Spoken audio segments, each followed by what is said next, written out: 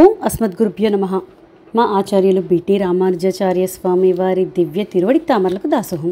శ్రీమతి రామానుజాయ నమః. రోహిణి గారికి అనేక దాసోహాలు. మా తల్లిదండ్రులకి, మా వారికి భాగవత గోష్ఠి దివ్య తిరువడి తామరలకు దాసోహం. కూరత్తాళ్వాన్ అనుగ్రహించిన పంచస్తవాలు. పంచస్తవాలలోని ఒక అద్భుతమైన స్తవం అతిమానుష స్తవం. హస్త నక్షత్రంలో అవతరించిన వారు కూరత్తాళ్వాన్. కూరం అనే గ్రామంలో 3 మదాలు లేనివారు, ధనమదం, విద్యామదం, ఆభిజాత్య మదం లేనివారు, ఆచార్య వైభవము పూర్తి కలిగిన వారు, శిష్య వైభవ పూర్తి కలిగిన వారు కూరత్తాళ్వాన్. కూరత్తాళ్వార్ తిరుక్కుమారులు కూరత్తాళ్వాన్. వేదమాతకు మంగళసూత్ర స్థానం ఈ పంచస్తవాలు. శ్రీవైకుంఠస్తవం అంటే పరవాసుదేవుని వైభవాన్ని అనుగ్రహించారు. విభవ అవతారాల వైభవాన్ని అనుగ్రహించారు. వామన, త్రివిక్రమ, రామ, కృష్ణ అలా అతిమానుష స్తవాన్ని అనుగ్రహించారు. అర్చావతార వైభవాన్ని అనుగ్రహిస్తూ అందులోని 2 స్తవాలుగా అనుగ్రహించారు. సుందరబాహుస్తవం, వరదరాజస్తవం. తాయార్ల విషయమై శ్రీస్తవాన్ని అనుగ్రహించారు. ధనమదం, విద్యామదం, ఆభిజాత్య మదం లేనివారు అనుకున్నాం. ఎందుకు ఇన్నిసార్లు చెప్పుకుంటున్నాము అంటే అవి మనకి ఉండకూడదు అని. ఉంటే పునరపి జననం, పునరపి మరణం. మన సంప్రదాయంలో మన పెద్దలు అందరూ కూడా జ్ఞాన, భక్తి, వైరాగ్యాలు కలిగి ఉన్నారు. కించిత్ కూడా అహంకారం లేనివారు. మన పూర్వాచార్యులు, మన ఆళ్వారాదులు. మనకు అహంకారం, స్వస్వాతంత్రం, గర్వము, ఎదుట వారిని చూసి ఈర్ష్యపడటం అలాంటివన్నీ ఉన్నాయి అనుకోండి, ఇంకా అనేక జన్మలు ఎత్తవలసి వస్తుంది. ఎన్ని జన్మలు ఎత్తుతూ ఉంటారు అని బాధపడుతూ ఉంటారు పెరుమాళ్ళు. ఒక పండు కొనేటప్పుడు అటు ఇటు తిప్పి చూస్తూ ఎన్నిసార్లు చూస్తామో లోపల ఎలా ఉందో అనుకొని కోసి చూపించమంటాం. ఒక 25 రూపాయలు పండు కొనేటప్పుడే అన్నీ చూస్తామే, జాగ్రత్త పడతామే, మరి ఊరికే వస్తుందా శ్రీవైకుంఠం? ఈ మదాలు ఏమీ ఉండకూడదు. ఒక పండు కుళ్ళిపోతే ఎలా కొనమో ఈ మదాలు అన్నీ ఉంటే పరమాత్మ స్వీకరించడు. అంటే ఈ జీవాత్మని పరమాత్మ స్వీకరించడు. పరమాత్మ అనుగ్రహం మనకి కలగాలి అంటే ఆళ్వార్ల ఆచార్యుల పాసురాల్ని వినాలి, స్తోత్రాలని వినాలి. ఎప్పుడైతే వింటామో మన నుండి మెల్లగా ఆ అహంకారం, స్వస్వాతంత్రం మెల్లగా తొలగిపోతూ ఉంటాయి. అందుకుగా ఉపన్యాసాలు వినాలి. వినగా వినగా వినగా తామరాకు బురదలోనే ఉంటుంది, కానీ తామరాకుకి బురద ఉంటుందా? అలా ఈ లీలా విభూతిలోనే ఉంటూ అందరి మధ్య ఉంటూ విషయాంతరాలు అంటనట్టుగా ఉండాలి. కూరత్తాళ్వాన్కి ఎంత సంపద ఉన్నా అంత సంపదని తృణప్రాయంగా భావించి ఎంబెరుమానార్ల తిరువడిగళయే సంపద అని కూరం నుండి తిరువరంగానికి వచ్చేశారు. మన రామానుజుల వారు పెరియ కోయిల్ నబ్బి దగ్గరికి వెళ్ళమనగా అలాగే వెళ్ళారు. అంత జ్ఞానం ఉన్నా బోధాయన వృత్తి గ్రంథం మనసును ధరించిన, శ్రీభాష్యం రాసిన పెరియ కోయిల్ నంబి అంటే శ్రీరంగామృత కవీంద్రుల తల్లిగారి శ్రాద్ధ దినం రోజున సాపాటు చేయడానికిగా వెళ్ళారు. ఎంత దాసత్వం! గొప్ప బ్రాహ్మణ శ్రీవైష్ణవ వర్ణంలో అవతరించిన కించిత్ కూడా అహంకారం లేనివారు. ముక్కురుంబు అని అనుగ్రహించారు. తిరువరంగత్త అముదనార్లు రామానుజన్ ఉత్తందాదిలో. మన పెద్దలు అంతా కూడా చాలా కష్టాలు అనుభవించారు. ఉదాహరణ పరమాచార్యులైన ఆళవందార్లు. నమో నమో యామునాయ యామునాయ నమో నమః, నమో నమో యామునాయ యామునాయ నమో నమః. యత్ పదాంబోధహద్యాన విధ్వస్తాశేష కల్మషః వస్తుతా మునియాతోహం యామునేయం నమామితం. వారి ముదువుకి అంటే పిన్నజుగు వీపుకి పెద్ద రాచపుండు వచ్చిందట. ఎంత బాధని అనుభవించారో. అలా కూరత్తాళ్వానికి నేత్రాలు లేవు, పెరియనంబి గారికి నేత్రాలు లేవు. సీతమ్మ అనుభవించలా రావణ చెరలో. ఎందుకు ఇన్ని కష్టాలు అంటే కష్ట సమయంలో ఎలా ఉండాలో ఆచరించి చూపించినవారు. ఎంత కష్టం ఉన్నా మనకు మెడిసిన్ అంటే భేషజం బిషక్ ఏంటంటే ఆళ్వార్ల ఆచారాల పాసురాలు, గుణానుభవమే. అవే మనకి రక్ష. రామచంద్రుడికి తెలియదా ఏంటి సీతమ్మ ఎక్కడ ఉందో? అయినా రక్షించలేదు అంటే నాలోనే లోపం ఉంది. నేను ఏదో పెద్ద తప్పు చేసి ఉంటా. ఆ తప్పుని అనుభవించడానికిగా రావణ చెరలు 700 మంది రాక్షస స్త్రీల మధ్య ఉన్నా రామచంద్రుడు వచ్చి నన్ను రక్షిస్తాడు అని దృఢ విశ్వాసంతో ఉన్నారు సీతమ్మ గారు. అలాగే కూరత్తాళ్వాన్ నాకు నేత్రాలు లేవు అని బాధపడలా. ఏ శ్రీ వైష్ణవుడి స్వరూపం వంకరగా ఉంది అని అనుకున్నాను, అందుకుగా ఇప్పుడు అనుభవిస్తున్నాను అని ఆ బాధ ఏది పడకుండా నందనవనాన్ని ఏర్పాటు చేసుకున్నారు. తిరుమాలిరం జోలైలో పుష్పాలు కోయడం, మాలలు కట్టడం చేశారు. పిళ్ళై లోకాచార్యులు వెంచేసి ఉన్న కాలంలో లోకాచార్యాయ గురవే కృష్ణపాదస సూనవే సంసార భోగి సందష్ట జీవజీవాతవే నమః. తిరువరంగం ఆస్థానంలోనే ఉలూఖాన్ అనే ముస్లమాన్ వల్ల ఆపద వచ్చింది. కొంతమంది శిష్యులతో నంబెరుమాళ్లను తిరువరంగం దాటించారు పిళ్ళై లోకాచార్యుల వారు. నంబెరుమాళ్ళు పళ్ళాండుగా ఉండాలి అని. నేనున్న కాలంలోనే నంబెరుమాళ్ళకి ఇంత కష్టం వచ్చింది అని బాధతోనే శ్రీవైకుంఠాన్ని అలంకరించారు. పెరుమాళ్ల కైంకర్యంతో, గుణ అనుభవంతో, నిత్య తిరువారాధనతో ఆ కష్టాన్ని రుణప్రాయంగా భావించారట. మనకు చిన్న కష్టం రాగానే అది లోతుగా ఆలోచిస్తూ బాధపడుతూ డిప్రెషన్లోకి వెళ్తాం. అలా ఉండనే కూడదు. సంసారం అన్నాక కష్టాలు అనుభవిస్తేనే కదా వెంటనే సుఖం వచ్చేది. నిత్య ఆనందం అంటే ఎలా ఉంటుంది? ఇది శ్రీవైకుంఠం కాదు కదా. మన పాపాలు వెనక మూటలు మూటలుగా ఉన్నాయి. పెరుమాళ్లను ఆశ్రయించాక ఆ బాధ తీవ్రత పోతుంది. మన పెద్దలకైతే తిరుమేనికి బాధ కలిగితే ఆనందం. ఎందుకు అంటే పాపాలలో ఒక పాపం తీరిపోయింది అని, పెరుమాళ్ళకి దగ్గర కాబోతున్నాము అని ఆనందం మన పెద్దలకి. తిరువరంగ ఆస్థానంలో ఒక శ్రీ వైష్ణవ బ్రాహ్మణర్ వేంచేసి ఉన్నారు. వారి పిల్లాడు తిరువరంగంలో ఉన్న స్వరూపం ధరించడు, శిఖ పెట్టుకోడు, యజ్ఞోపవీతం ఉండదు. తల్లిదండ్రులకి బాధ అట. పెద్దలందరూ తిరువరంగంలో వేంచేసి ఉండగా నా కొడుకేంటి ఇలా పాడైపోతున్నాడు అని తినకూడనివన్నీ తింటూ, చెయ్యకూడనివన్నీ చేస్తూ, ఎవరితోనైతే తిరగకూడదో వారితోనే తిరుగుతూ ఉన్నాడంట. ఒకానొక రోజు తల్లిదండ్రులు ఏదో ఒక ఊరు వెళ్ళవలసి వచ్చింది పిల్లాడని వదిలి. వాళ్ళు తిరిగి వచ్చేసరికి తమ బిడ్డ కొడుకు యజ్ఞోపవీతం ధరించాడట, శిఖను ధరించాడట, తిరుమణ్ కాపును ధరించాడట. అడియేన్ అంటున్నాడంట. ఇంత మార్పు ఏంటి అని ఆశ్చర్యపోయారు తల్లిదండ్రులు. తండ్రిగారు అడిగారట కొడుకుని, కూరత్తాళ్వాన్ని సేవించావా అని. కాలక్షేపం వినలా, కోయల్కి వెళ్ళలా.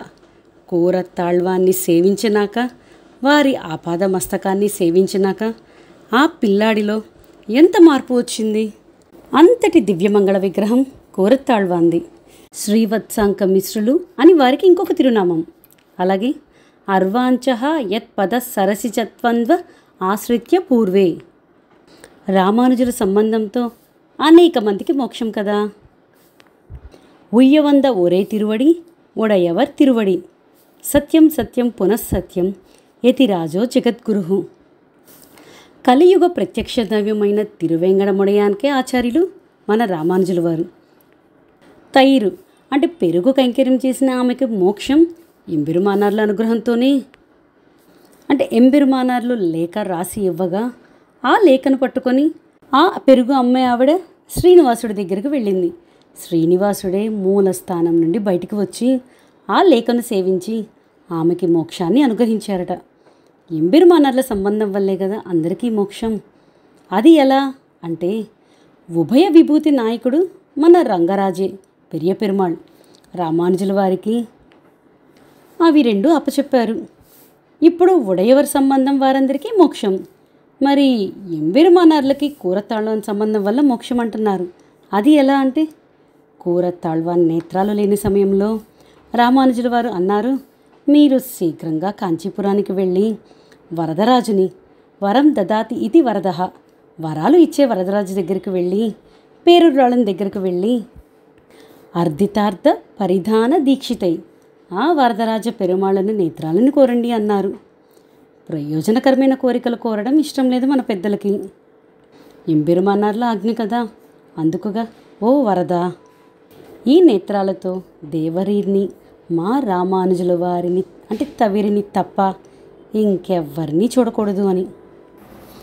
అలాంటి నేత్రాలని అనుగ్రహించండి అని ప్రార్థించారంట.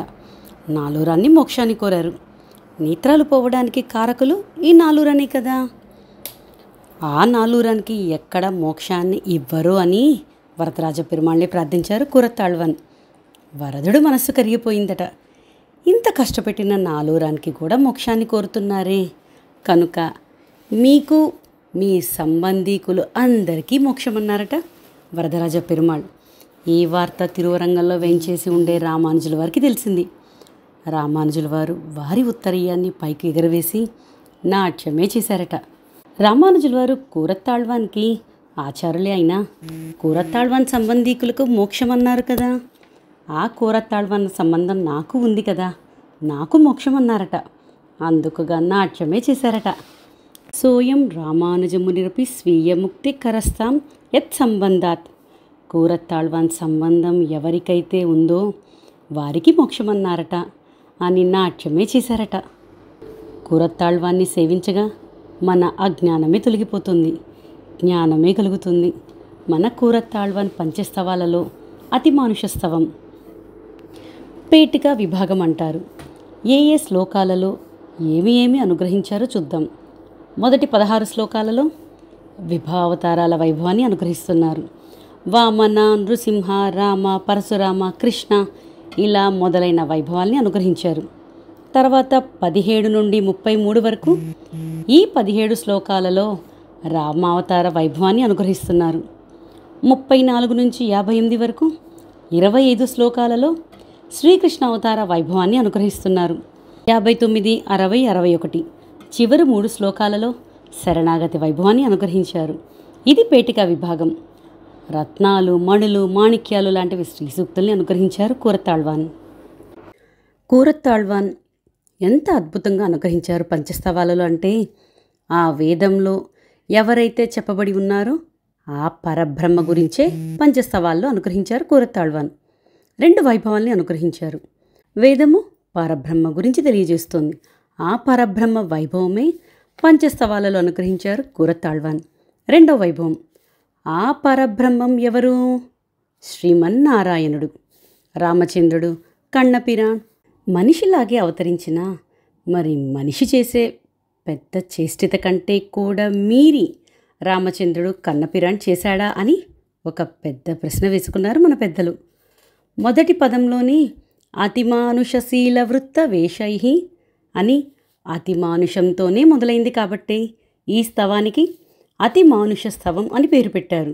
2వ వైభవం, మనిషి చేసే వైభవం కంటే కూడా మీరి చేశాడు కాబట్టి పరమాత్మ అతిమానుష స్తవం అని పేరు వచ్చింది. ఈ వైకుంఠాన్ని సృష్టించిన వాడికి వెన్నని సృష్టించడం తెలియదా? కానీ ఆశ్రితుల స్పర్శ కలిగిన వెన్న అంటే చాలా ఇష్టం మన కృష్ణయ్యకి. వైకుంఠనాథుడికి తిరుమంజనం జరుగుతోంది. తిరుమంజనం అయిన తర్వాత ధూపం వేశారు. ఆ ధూపంలో వైకుంఠనాథుడు లీలా విభూతిలో మధుర నామనగరి పుణ్య పాప హరి శుభ పురాణ శ్లోకం. ఆ మధురలో కారాగృహంలో దేవకి గర్భం నుండి అవతరించాడు మన కృష్ణయ్యగా. ఆయప్పాడికి వేంచేశాడు. ఎందుకని? ఆకలి వేసింది. లీలా విభూతికి వచ్చి గోపికల స్పర్శ కలిగిన వెన్నను ఆరగించడానికిగా అవతరించాడట. సీతాదేవియే నప్పిన పిరాటిలాగా అవతరించింది ఆయర్కులంలోనే. కృష్ణయ్యని తిరుక్కళ్యాణం చేసుకోవడానికిగా. నేరేడు పండ్ల అవ్వకి మోక్షాన్ని ఇచ్చాడు కదా. నేరేడు పండ్ల కోసం. ఇది కదా అతిమానుష చేష్టితము అంటే. అహంవో బాంధవో జాత, నేను మీవాడిని, మీలో ఒకడిని అని చెప్పిన ఆ కన్ననే నేరేడు పండ్ల అవ్వకు మోక్షాన్ని అనుగ్రహించాడే. మనుషుల కంటే కూడా మీరి చేష్టిత అతిమానుష చేష్టిత. ఇంకో వైభవం, నాల్చంది రోడ్డుకి పరిగెడుతూ వస్తూ ఉంటే అక్కడ దదీబాండ్రు ఉన్నాడు కదా. అడిగాడట, తాత మా అమ్మ వచ్చేస్తోంది, నన్ను పట్టుకోవడానికిగా నన్ను దాచేయవా అని అడిగాడట దదీబాండుడితో. ఆ కుండలో నన్ను దాచేయవా అన్నాడట. సర్వాంతర్యామి, సర్వనియంత, సర్వవ్యాపకన్, బ్రహ్మగారికి కారణభూతుడైన ఆ జగత్కారభూతుడు ఇప్పుడు ఎక్కడ ఉన్నాడు అంటే కుండలో. అమ్మ వచ్చి అడిగితే సామాన్య ధర్మాన్ని పాటించకుండా సాక్షాత్ ధర్మమే అయినా విశేష ధర్మాన్ని పాటించాడు దదీబాండు. అమ్మ వెళ్ళింది, మూత తీయమని అడిగాడట. నేను మూత తీయాలి అంటే నాకు మోక్షాన్ని ఇవ్వాలి అన్నాడట. సరే తాత, ఇస్తాను, మూత తీ అన్నాడట. నాకే కాదు, నువ్వు దాగి ఉన్న ఈ కొండకి, మూతకి, ఆ చుట్టుకి కూడా మోక్షాన్ని ఇవ్వాలి అని అడిగాడట. ఏమి జ్ఞానం ఉన్నదని కొండకి మోక్షాన్ని ఇచ్చాడు? నేను తిరువారాధన చేశాను, దివ్యదేశాలు సేవించాను, సేవాకాలం చేశా అని అనుకుంటే మోక్షం రాదు. ఆయన ఇవ్వాలి అనుకుంటేనే మోక్షం. ఇది కదా అతిమానుషం.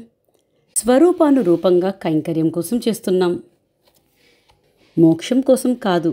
ఎన్ని చేసినా మోక్షం రాకపోవచ్చు. చింత ఇంటికి మోక్షాన్ని ఇచ్చాడు. వేణుగానం చేస్తుంటే ఆయప్పాడిలో ఉండి కണ്ണన్ వేణుగానానికి వెళ్ళకపోతే ఎట్లా? గర్భ నిర్భాగ్యులం కదా.